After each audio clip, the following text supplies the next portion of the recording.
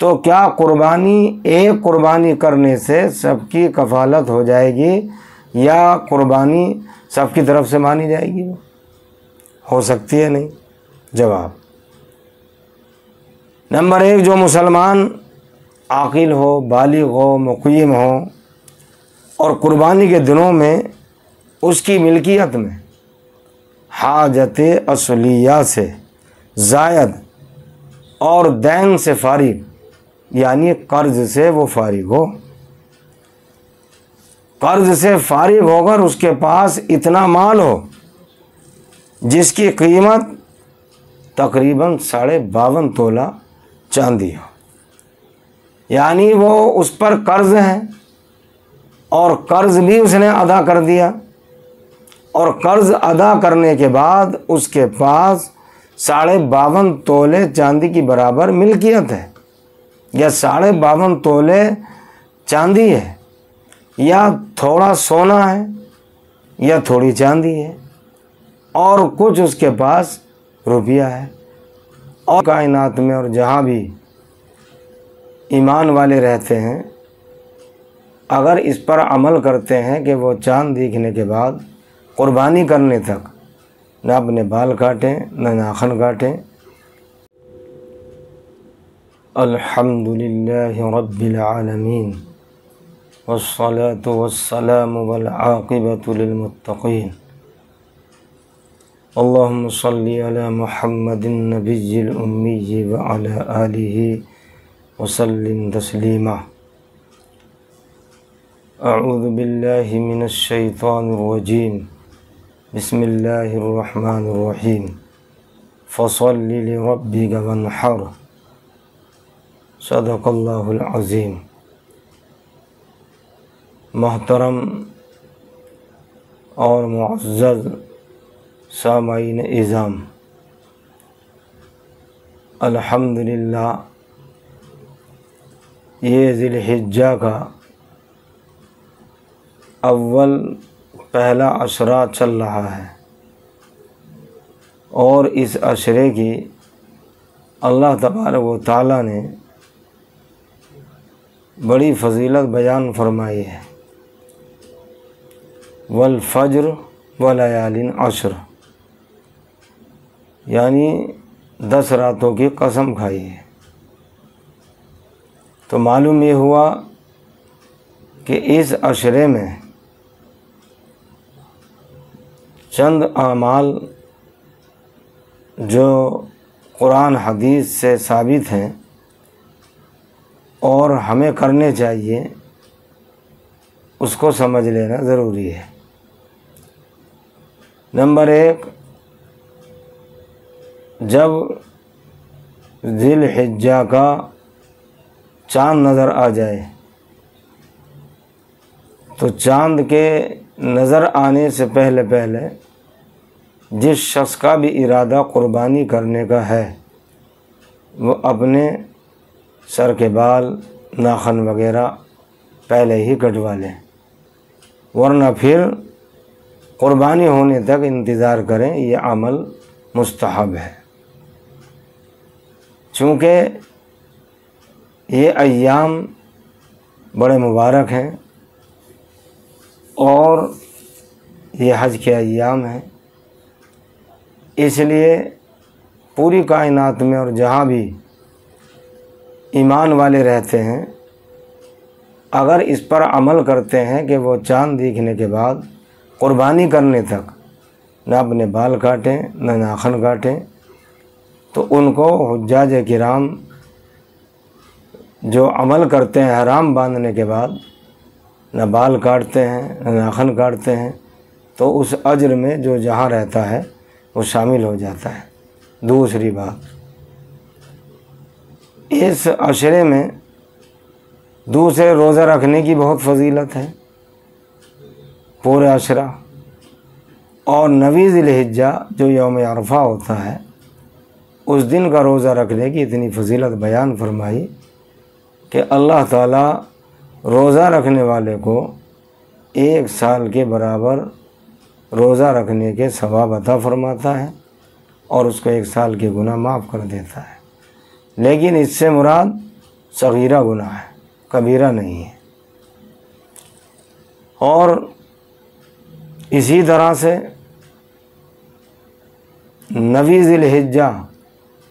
کی فجر کی نماز کے بعد، فجر کی نماز کا سلام پھیر کر 9 ذی الحجہ کو تکبیر و تشریق والا عمل شروع ہو جاتا ہے 13ویں تاریخ تک، یعنی 13ویں کی عصر تک، 9 ذی الحجہ سے لے کر۔ تکبیر تشریق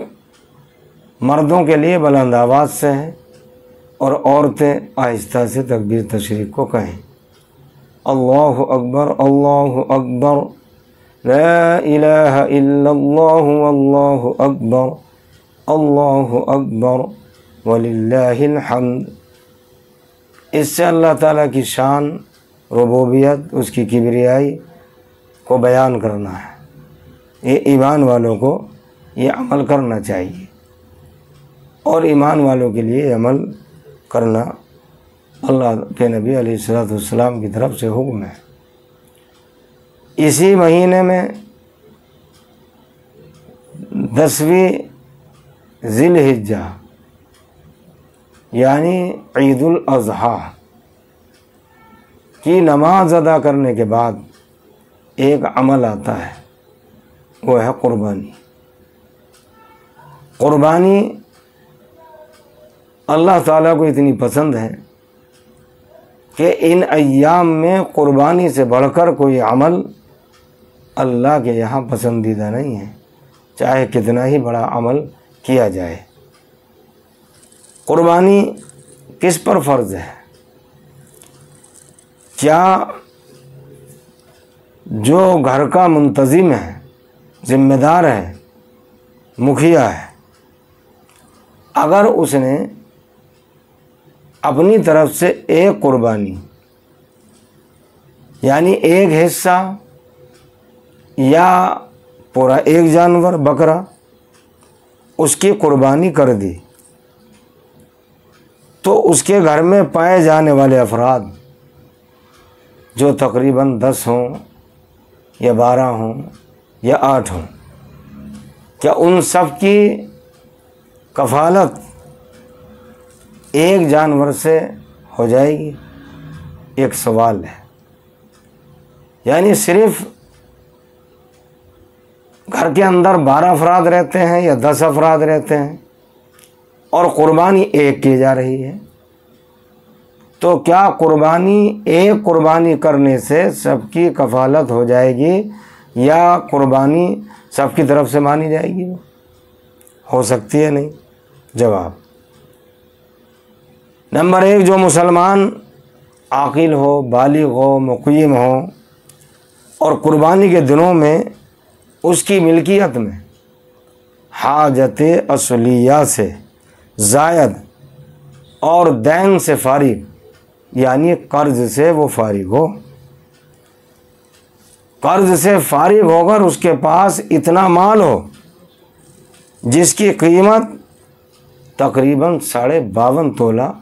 چاندی ہو، یعنی وہ اس پر قرض ہے اور قرض بھی اس نے ادا کر دیا، اور قرض ادا کرنے کے بعد اس کے پاس 52.5 تولے چاندی کی برابر ملکیت ہے،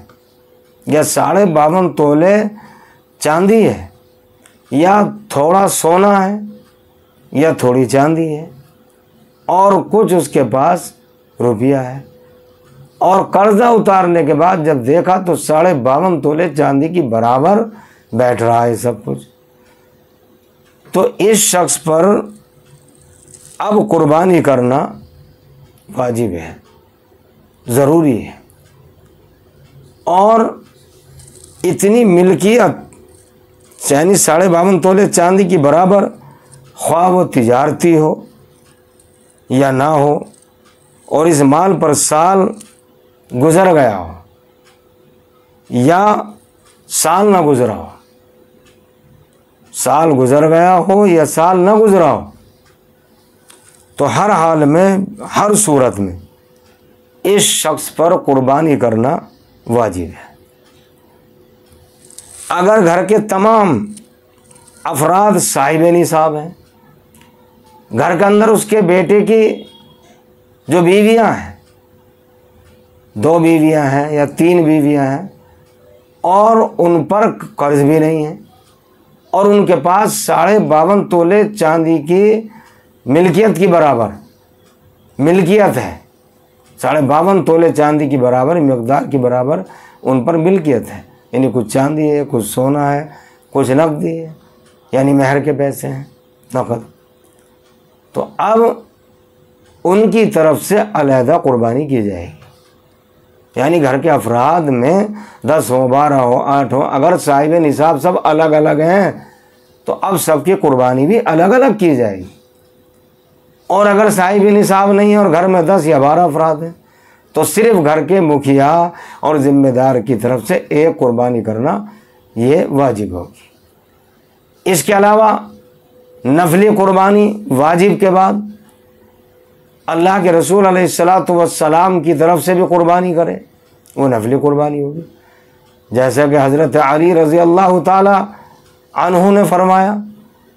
کہ میں نے خود رسول اللہ صلی اللہ علیہ وسلم کی طرف سے قربانی کی ہے، مجھے اللہ کے رسول علیہ الصلاۃ والسلام نے قربانی کا حکم دیا تھا،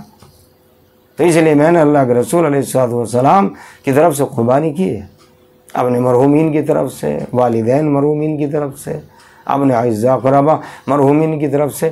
اب نفلی قربانی کر سکتے ہیں. جو صاحب نصاب نہیں ہے گھر کے اندر، ان کی بھی قربانی الگ الگ نفلی کر سکتے ہیں. اور ایک طریقہ اور ہے، بہت سے حضرات یہ کرتے ہیں کہ اس سال اپنے نام سے قربانی کی، اگلے سال اپنے نام سے قربانی کی، پتہ ہے چلا کہ 7 سال تک اپنی طرف سے قربانی کرنے کے بعد انہوں نے کہا کہ میں تو پورے جانور کی قربانی ہو گئی اب میری طرف سے، 7 سال سے کر رہا ہوں. اب اپنی بیوی کی طرف سے شروع کر دی، 7 سال تک بیوی کی طرف سے کر کے پھر بیٹے کی طرف سے شروع کر دی.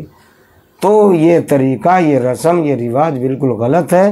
کیونکہ قربانی نفلی تو ہو جائے گی لیکن واجب قربانی کا گناہ اس شخص پر لازم رہے گا. اللہ کے رسول علیہ الصلاۃ والسلام کا فرمان ہے، حضرت ابو ہریرہ رضی اللہ تعالی عنہ